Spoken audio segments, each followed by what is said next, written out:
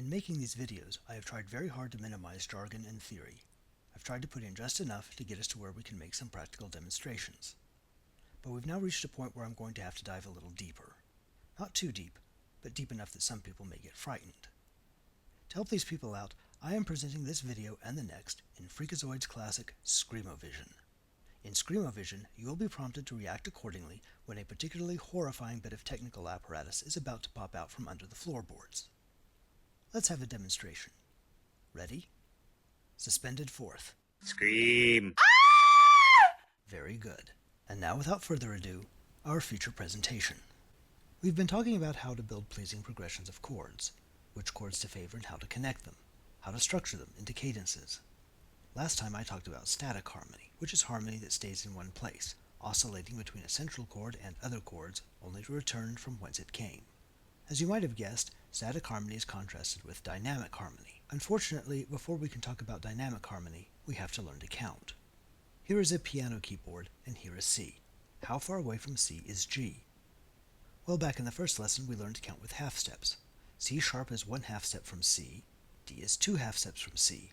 Continue in this way, and we find that G is 7/2 steps from C. But that's counting on a piano keyboard. We count differently when we are inside a scale because we've thrown a bunch of extra notes away. So here's the keyboard we made for C major. How far away is G? You might try counting like before. From C to D is 1 step, to E is 2 steps, and to G is 4 steps. And you wouldn't be wrong, but we use a different term when counting the notes in a scale. We use the term interval. Scream! We don't say that G is 4 notes up from C. We say that it is a fifth above C. Okay, if it is 4 spaces, why do we call it a fifth? Well, there's an easy answer and there's a better answer.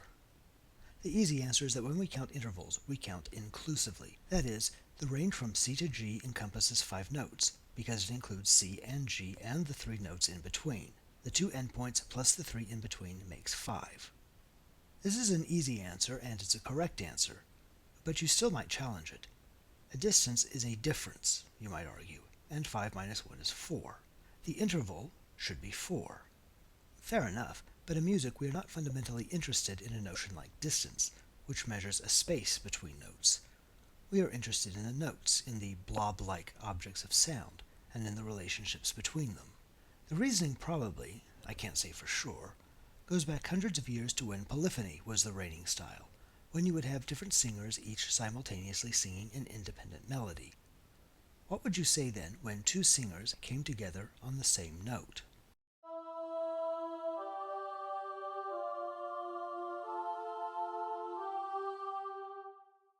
Is that 1 note or 2? The best way to describe it, which acknowledges that there's 2 voices producing a single tone, is to say that the 2 notes are identical. That's the relationship between them, the relationship of identity. They blend, they become unified. In music theory, we say they form a unison. Uni, of course, means 1. So if C and C together form a unison, 1, what do you call the object formed by C and D? You call it a second, the interval of a second. C and E form the interval of a third, and C and G form the interval of a fifth. I know it's a little odd using ordinals as nouns, but would you rather have a solid English word like second or fifth, or a technical term that was probably originally Italian?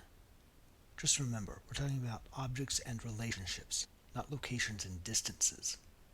And when you start with objects, you start with identity, oneness, not 0. Okay, that's why you count intervals by including both the notes in the interval. And it works no matter what note you start on. D up to G, a 4th. B up to G, a 6th. It goes the other direction too.